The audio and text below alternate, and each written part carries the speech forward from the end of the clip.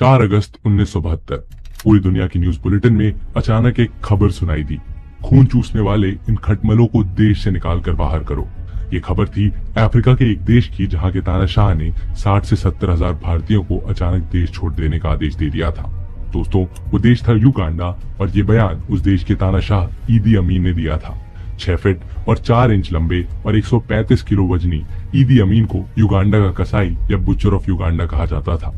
दोस्तों, अगर आप हिटलर और स्टालिन जैसे तानाशाहों को बेरहम मानते हैं तो ईदी अमीन क्रूरता के मामले में इनसे भी आगे था। दोस्तों, ये वही इंसान था जो ह्यूमन बॉडीज के पास बैठकर घंटों तक बातें करता था। इवन उसको आदमखोर तक कहा जाता था। जी हाँ, ईदी अमीन पर इंसानी फ्लैश यानी इंसानी मांस खाने के आरोप लगते थे और इसकी दरिंदगी का अंदाजा आप इसी बात से लगा सकते हैं कि इसने अपने राज में युगांडा के सभी प्रिजन्स को बंद कर दिया था, क्योंकि इसके सजा देने का अंदाज काफी अलग था। इसे जो भी इसके खिलाफ नजर आता था वो उसे जिंदा नाइल रिवर में फेंकवा देता था। और दोस्तों, ईदी अमीन ने सिर्फ 8 साल के शासनकाल में 6 लाख लोगों को मौत के घाट उतार दिया था। लेकिन यहाँ सवाल ये उठता है कि ईदी अमीन के इतने बेरहम, निर्दयी और खूंखार होने के बावजूद भी युगांडा के लोगों ने 8 साल तक उसे अपना प्रेसिडेंट क्यों बनाए रखा। दूसरा सवाल ये है कि आखिर भारतीयों ने उसका क्या बिगाड़ा था जिसकी वजह से वो भारतीयों से इतनी नफरत करता था। और आखिरी सवाल कि कैसे उसने एक आम इंसान से दोस्तों, ईदी अमीन का जन्म 1925 में कोबोको नाम के एक कस्बे में हुआ था। अमीन के पिता का नाम एंड्रियास नयावीर था, जो रोमन कैथोलिज्म से इस्लाम में कन्वर्ट हो गए थे और उन्होंने अपना नाम अमीन दादा रख लिया था। अमीन की माँ का नाम लुकबारा था और अमीन के जन्म के कुछ ही सालों बाद उसके माँ और बाप अलग हो गए थे। उसकी माँ अमीन को लेकर पोम्बो सिटी आ गई और बिना नौकरी के शहर में गुजारा करना आसान नहीं होता था। ऊपर से युगांडा में भयानक गरीबी भी थी। उनके पास ठीक से खाने तक के पैसे नहीं थे और इसीलिए अमीन की माँ उसे ज्यादा पढ़ा नहीं सकी और 4th क्लास के बाद से अमीन ने पढ़ाई छोड़ दी। अमीन अब पैसे कमाने के लिए छोटे मोटे काम करने लगा। कई सारे काम करने के बाद आखिरकार 1946 में अमीन ब्रिटिश औपनिवेशिक आर्मी की एक रेजिमेंट किंग्स अफ्रीकन राइफल्स में शामिल हो गया। दोस्तों, रेजिमेंट में शामिल होना अमीन के लिए एक लाइफ चेंजिंग इवेंट था, क्योंकि पावर होती क्या है उसको रेजिमेंट में आकर पता चली। और वो कैसे, आइए डिटेल में समझते हैं। देखिए दोस्तों, उस दौरान युगांडा पर ब्रिटिशर्स का शासन था और युगांडा में लार्ज स्केल पर लैंड कॉन्फिस्केशन किया जा रहा था, जिससे लोकल फार्मर्स और ट्राइब्स ने अपनी ही भूमि पर अधिकार खो दिया था। कॉलोनियल गवर्नमेंट सिर्फ कॉफी और कॉटन की फसलों को बढ़ावा दे रही थी, जिसकी वजह से लोकल फूड प्रोडक्शन में कमी आने लगी थी और युगांडा के लोगों को भूखे रहने के लिए मजबूर होना पड़ा था। बढ़ती जनसंख्या की वजह से गरीबी भी बढ़ती जा रही थी और अंग्रेज युगांडा के नेचुरल रिसोर्सेज का लार्ज स्केल पर एक्सप्लॉयटेशन कर रहे थे। वो लोग माइनिंग, फॉरेस्ट प्रोडक्ट्स और दूसरे नेचुरल रिसोर्सेज का इस्तेमाल सिर्फ और सिर्फ अपने फायदे के लिए कर रहे थे और इसके साथ ही माइनिंग हो या फिर एग्रीकल्चर, युगांडा के लोगों को लो वेजेस पर मेहनत करनी पड़ रही थी, जबकि उनके प्रोडक्शन का ज्यादातर फायदा ब्रिटिश कंपनीज को हो रहा था। इससे लोगों में रोष था और यही कभी कभी ब्रिटिशर्स के खिलाफ आंदोलनों में बदल जाता था। और ऐसे समय में ब्रिटिशर्स ने इन आंदोलनों को कुचलने के लिए KAR यानी किंग्स अफ्रीकन राइफल्स को इस्तेमाल में लाया। और दोस्तों, ये वही KAR थी जिसे अमीन ने ज्वाइन किया था। दोस्तों, KAR ज्वाइन करने के बाद अमीन को वहां एक बावर्ची का काम दिया गया था और यहाँ पर इसने अंग्रेजों के प्रति खूब वफादारी दिखाई। अंग्रेजों ने अमीन को 1947 में 21वीं KAR पैदल बटालियन के हिस्से के रूप में केन्या में ट्रांसफर कर दिया, जहां वो माओ माओ के खिलाफ अभियान का हिस्सा था। जल्द ही उसे शिफ्टा विद्रोहियों से लड़ने के लिए सोमालिया में भी तैनात किया गया, जहां उसने अंग्रेजों के खिलाफ हो रहे विद्रोह के दमन के लिए लड़ाई लड़ी। इस दौरान उसने अपने ही लोगों को बहुत बेरहमी से मारा और इस विद्रोह को दबाने के लिए अमीन ने बहुत सारा खून खराबा किया। उसने लोगों को जिंदा जमीन में दफन किया, जिसके बाद अंग्रेजों ने उसकी वफादारी को देखकर 1953 में उसे सार्जेंट की पोस्ट पर प्रमोट कर दिया। दोस्तों, 6 फीट 4 इंच लंबा ईदी अमीन दिखने में काफी प्रभावशाली था, जिसे देखते हुए अंग्रेजों ने इसे रग्बी खेलना और लाइट हैवीवेट बॉक्सिंग करने की ट्रेनिंग दी। ब्रिटिश आर्मी में काम करने के दौरान ये 1951 से लेकर 1960 तक लाइट हैवीवेट बॉक्सिंग चैंपियन रहा और इसके अलावा उसने दूसरे कई खेल भी खेले, जिसकी वजह से ब्रिटिश आर्मी में ये काफी फेमस हो गया। इसी दौरान 1959 में उसे एक 2nd क्लास रैंक का वारंट ऑफिसर बना दिया गया, जो KAR के भीतर ब्लैक अफ्रीकन सोल्जर्स के लिए सबसे हाईएस्ट पोजीशन थी। इसी साल अमीन युगांडा वापस आया और 1961 में एक कमीशन ऑफिसर बन गया। ये डेजिग्नेशन अब तक केवल 2 ही अफ्रीकन को दी गई थी और उनमें से भी अमीन एक खुद ही था। कमीशन ऑफिसर बनते ही अमीन ने पूरे युगांडा में आतंक मचा दिया और उसके पास अब आर्मी की पूरी पावर थी। उसकी दरिंदगी का कहर पूरे देश पर छाया हुआ था और उसने आर्मी की पावर के दम पर अब युगांडा में अपना सिक्का चलाना शुरू कर दिया था। दोस्तों इसी दौरान उसकी मुलाकात ब्रिटिश आर्मी के एक हायर रैंकिंग ऑफिसर मिल्टन ओबोट से हुई और ओबोट भी अमीन की ही तरह एक प्रभावशाली व्यक्ति था और क्योंकि दोनों का मिजाज काफी सिमिलर था इसीलिए दोनों ने ब्रिटिश कॉलोनियल आर्मी में काफी नाम कमाया। इन दोनों ने मिलकर अफ्रीका से सोने और अफ्रीकी हाथी के दांतों की स्मगलिंग शुरू कर दी और क्योंकि ये दोनों हायर रैंकिंग ऑफिसर थे इसीलिए किसी को इन पर शक भी नहीं हुआ और कुछ समय बाद ये अंग्रेजी कारतूस, बुलेट्स और गन्स की स्मगलिंग भी करने लगे और अब इनके पास पैसा और पावर दोनों थी। पैसा और पावर आने के बाद दोनों सिर्फ स्मगलिंग तक ही खुद को सीमित रखना नहीं चाहते थे और अब उनकी नजरें युगांडा की गद्दी पर थी। लेकिन दोस्तों इसी दौरान ब्रिटिश ऑफिसर्स को इनके कारनामों की भनक लग गई और उन्होंने ब्रिटिश पार्लियामेंट में इन दोनों की जांच की मांग की। लेकिन तब तक बहुत देर हो चुकी थी क्योंकि अब तक अमीन और ओबोट ने युगांडा के लोगों को ब्रिटिशर्स से आजादी की मांग के लिए उकसाना शुरू कर दिया था, जिसके बाद युगांडा के लोग अपने फ्रीडम को लेकर सड़कों पर उतरने लगे और इसी का फायदा उठाते हुए ओबोट ने अपने आप को युगांडा का एग्जीक्यूटिव प्रेसिडेंट अनाउंस कर दिया और आखिरकार 70 साल ब्रिटिशर्स के द्वारा राज किए जाने के बाद युगांडा को 9 अक्टूबर 1962 में आजादी मिल गई और युगांडा गणराज्य की स्थापना हुई। दोस्तों मिल्टन ओबोट को देश का पहला प्रधानमंत्री बनाया गया और आर्मी पर ईदी अमीन के प्रभाव को देखते हुए उसे कमांडर ऑफ आर्मी बनाया गया। आगे बढ़ने से पहले मैं यहाँ आपको युगांडा के बारे में एक छोटी सी इन्फॉर्मेशन देना चाहता हूँ। दरअसल दोस्तों युगांडा में मेन पावर प्रधानमंत्री के पास नहीं बल्कि राष्ट्रपति यानी प्रेसिडेंट के पास होती है। ये इन्फॉर्मेशन मैंने आपको इसलिए बताई है क्योंकि फरवरी 1965 में ओबोट और अमीन पर तस्करी इल्जाम लगते हैं, उन पर कार्रवाई बैठने की मांग की जाती है और तब ओबोट अपनी पावर का गलत इस्तेमाल करते हुए एक्टिंग प्रेसिडेंट पद पर काबिज युगांडा के कबाका एडवर्ड मुतेसा को हटाकर एक नया संविधान लागू करा देते हैं और खुद को एक्टिंग प्रेसिडेंट अनाउंस कर युगांडा की सारी पावर अपनी कंट्रोल में ले लेते हैं। लेकिन दोस्तों यहाँ ईदी अमीन अब भी कमांडर ऑफ आर्मी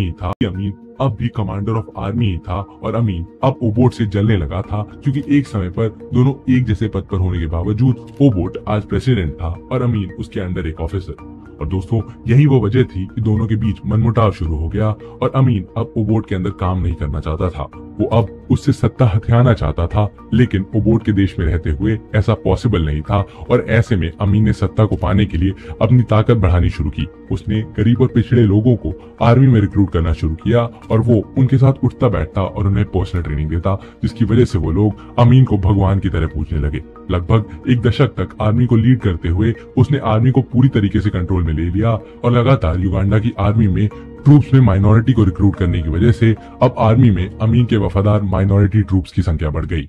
अब दोस्तों 1969 में अमीन ने मौका पाते ही ओबोट पर जानलेवा हमला करवा दिया। हालांकि ओबोट तो बच गए लेकिन अब उसने अमीन की वफादारी पर सवाल उठाना शुरू कर दिया।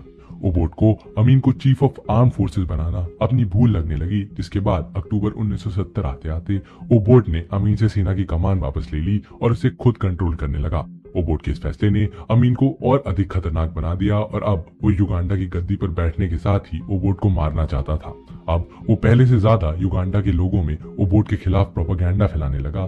हालांकि ओबोट की इमेज पहले से ही खराब थी और इसकी स्मगलिंग और करप्शन के किस्से बच्चे बच्चे को पता थे। ओबोट युगांडा की स्थिति पर ध्यान नहीं दे रहा था और लगातार बढ़ती गरीबी और भुखमरी ने पहले से ही लोगों को ओबोट के खिलाफ कर दिया था। अमीन ने इस सब का फायदा उठाया और 25 जनवरी 1971 को जब ओबोट सिंगापुर में हो रहे कॉमनवेल्थ समिट मीटिंग को अटेंड कर रहा था, तभी युगांडा में अमीन ने आक्रामक रुख अपनाया और अपने वफादार ट्रूप्स को लेकर ओबोट के घर, एयरपोर्ट और सभी गवर्नमेंट इंस्टीट्यूशन पर कब्जा कर लिया और ओबोट को निर्वासन में जाने के लिए मजबूर कर दिया। इस तरह अमीन ने युगांडा में तख्ता पलट को अंजाम दिया और ओबोट की खराब इमेज होने के कारण लोगों ने अमीन को अपना नेता मान लिया। 1971 को अमीन ने खुद को युगांडा का प्रेसिडेंट अनाउंस करते हुए खुद ही को कमांडर इन चीफ बना लिया और फिर शुरू हुआ ईदी अमीन का आतंकी राज। और आइए जानते हैं तानाशाह के रूप में कैसा था ईदी अमीन। ईदी अमीन एज अ डिक्टेटर। दोस्तों ईदी अमीन ने सत्ता पर कब्जा करते ही खुद को मजबूत करने के लिए तेजी से काम किया। उसने युगांडा में सेना को शक्तिशाली बनाने के लिए अपने आसपास ऐसे लोगों को रखा जिन पर वो भरोसा कर सकता था। सत्ता पर कब्जा करने के कुछ समय बाद ही अमीन को ग्रेट ब्रिटेन और इजराइल से मिलिट्री एंड फाइनेंशियल सपोर्ट मिलना स्टार्ट हो गया। हालांकि जब उसने इजराइल से एडवांस मिलिट्री इक्विपमेंट मांगे तो उसने मना कर दिया और नतीजतन अमीन ने जायनिज्म को क्रिटिसाइज करना शुरू कर दिया। बता दें दोस्तों कि जायनिज्म इजराइल की नेशनल आइडियोलॉजी है और जायनिस्ट मानते हैं कि जुदाइज्म एक नेशनल आइडियोलॉजी होने के साथ ही साथ एक रिलीजन भी है और जुदाइज्म को अपने पैतृक देश इजराइल में अपना खुद का राज्य मिलना चाहिए, ठीक उसी तरीके से जैसे फ्रांसीसी लोगों को फ्रांस मिला था या जर्मन लोगों को जर्मनी मिला। दोस्तों, इसके बाद अमीन ने लिबिया के साथ व्यापार करने की कोशिश की और उसने लिबिया से मदद भी ली। लिबिया के तानाशाह मुअम्मर गद्दाफी ने तुरंत ईदी अमीन को $25 मिलियन की मदद की और साथ ही इन फ्यूचर अमीन के शासन को सपोर्ट देने का भी वादा किया। इसी दौरान अमीन ने ईसाई अकोली और लैंगो क्रिश्चियन ट्राइब्स का मास मर्डर करना शुरू कर दिया, जो कि ओबोट के प्रति वफादार थे, जिसकी वजह से उन्हें खतरा माना जाता था। उसने अपने द्वारा संगठित इंटरनल सिक्योरिटी फोर्सेस जैसे कि स्टेट रिसर्च ब्यूरो SRB और पब्लिक सेफ्टी यूनिट यानी PSU के माध्यम से आम जनता को आतंकित करना भी शुरू कर दिया। और इस दौरान जिन सेक्टर्स को निशाना बनाया गया था उसमें वो लोग शामिल थे जिनका समाज में कोई खास प्रभाव था। इसमें bureaucrats, journalist, lawyers, doctors, politician, जजेस और रिलीजियस लीडर्स और यहाँ तक कि स्टूडेंट्स भी शामिल थे। इन संगठनों का मुख्य उद्देश्य उसके शासन का विरोध करने वालों को खत्म करना था। दोस्तों, इसके बाद आया 1972, जब ईदी अमीन ने अपनी सारी हदें पार करते हुए युगांडा में बसे एशियाई लोगों को बाहर करना शुरू कर दिया। और दोस्तों, ये भी किसी कानून के थ्रू नहीं बल्कि अपने एक सपने के बल पर। दरअसल दोस्तों, 4 अगस्त 1972 में उसने ऐसा ऐलान किया कि ईश्वर उसके सपने में आए थे और उन्होंने कहा कि इन खून चूसने वाले विदेशियों को देश से बाहर निकालो।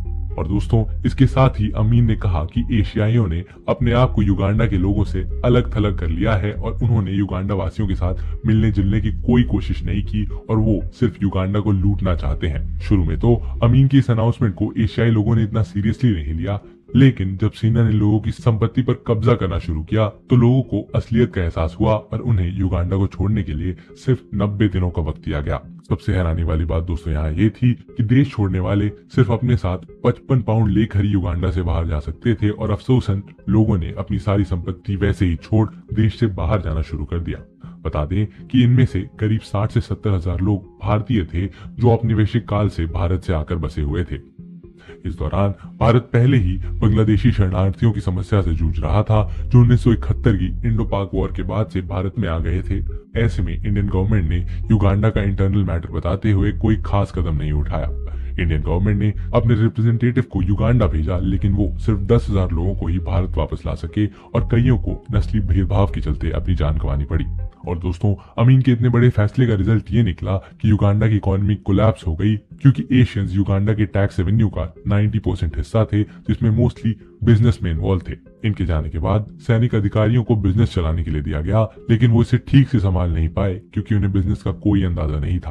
मैन्युफैक्चरिंग, एग्रीकल्चर और कॉमर्स को सही से पूरी तरह से रिसोर्सेज नहीं मिल पाए, जिसका नतीजा ये हुआ कि सब बिजनेसेस कोलैप्स होने लगे और इकोनॉमी का सत्यानाश हो गया।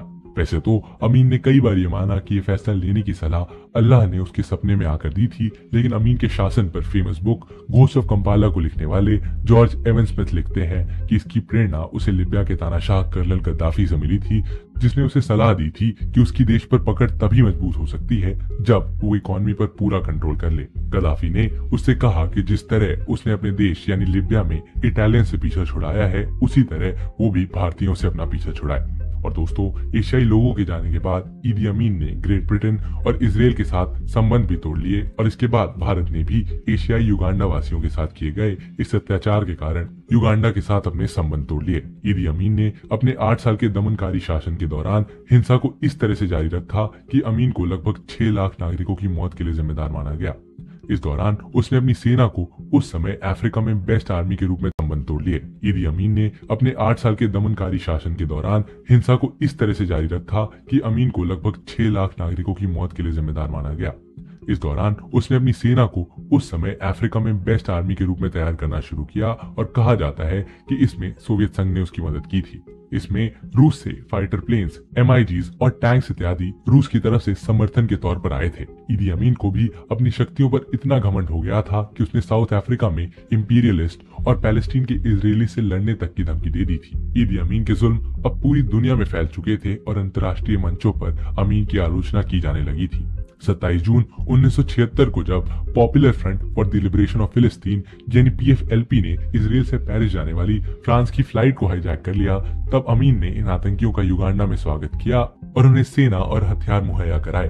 हालांकि बाद में इजरायली कमांडोज ने युगांडा के एयरपोर्ट पर छापा मारकर बंधकों को बचा लिया और इस घटना के बाद अमीन ने कई एयरपोर्ट वर्कर्स को मारने तक का ऑर्डर दे दिया, जिनमें सैकड़ों केनियंस थे जिनके बारे में कहा जाता है कि उन्होंने इजराइल के साथ साजिश रची थी। और दोस्तों इसका नतीजा ये निकला कि समय के साथ ही अमीन के पश्चिमी देशों के साथ संबंध और खराब होते चले गए और उसके सहयोगियों की संख्या कम होती चली गई। और दोस्तों इसी के साथ उसके पतन की कहानी भी शुरू हो गई। और आइए अब जानते हैं कि कैसे युगांडा के लोगों को ईदी अमीन से आजादी मिली। डाउनफॉल ऑफ ईदी अमीन। दोस्तों अपने शासनकाल के अंतिम सालों में ईदी अमीन की सत्ता पर पकड़ कमजोर हो गई और उसके प्रति वफादार लोगों की संख्या कम हो गई। 1977 में उसने जनरल मुस्तफा अदरीसी को उपराष्ट्रपति नियुक्त किया और अदरीसी को सेना में अपना समर्थन प्राप्त था और उसके पास भी काफी शक्ति थी। अमीन को अदरीसी पर शक हो गया था और उसने अदरीसी के कुछ सैन्य समर्थकों को देश से बाहर निकाल दिया, जिसकी वजह से देश में और भी अशांति पैदा हो गई और अदरीसी के प्रति वफादार सैनिकों ने आखिरकार 1978 में विरोध कर दिया और अमीन ने इन विद्रोहियों को कुचलने के लिए सैनिक भेजे जो सीमा पार करके तंजानिया भाग गए। अमीन ने तंजानिया के राष्ट्रपति जूलियस नेरेरे पर अशांति भड़काने का आरोप लगाते हुए तंजानिया पर भी आक्रमण कर दिया और नवंबर 1978 में अमीन के सैनिकों ने तंजानिया के कागेरा सैलिएंट पर हमला किया और उसे कब्जे में ले लिया। इसके 2 सप्ताह बाद ही नेरेरे ने जवाबी हमला किया और युगांडा के सैनिकों को कागेरा सैलिएंट के बाहर खदेड़ दिया। तंजानिया और युगांडा के बीच ये युद्ध पूरे युगांडा में फैल गया और आखिरकार 11 अप्रैल 1979 को जब कंपाला पर कब्जा कर लिया गया तो अमीन को भागने पर मजबूर होना पड़ा। वो सबसे पहले तो अपने दोस्त कर्नल गद्दाफी के पास पनाह लेने लीबिया पहुंचा और फिर सऊदी अरब पहुंच गया। 24 साल तक ईदी अमीन सऊदी अरब के जिद्दा शहर में रहा और आखिरकार किडनी फेल होने के कारण उसकी डेथ हो गई। युगांडा के लोग ईदी अमीन से इतनी नफरत करने लगे थे कि उन्होंने उसकी लाश को भी अपने हाथ दफनाने की इजाजत नहीं दी। और दोस्तों इसी तरह से सत्ता के नशे में चूर एक और डिक्टेटर यानी एक और तानाशाह का अंत हुआ। कैसी लग रही है आपको द डिक्टेटर सीरीज, जरूर बताइए हमें कमेंट सेक्शन में। और अगर आप ऐसे ही किसी और डिक्टेटर पर वीडियो चाहते हैं तो उनका भी नाम कमेंट सेक्शन में जरूर बताइए। आप में से बहुत लोगों ने विंस्टन चर्चिल का नाम सजेस्ट किया है और हम उन पर भी जल्दी ही एक वीडियो लेकर आ रहे हैं।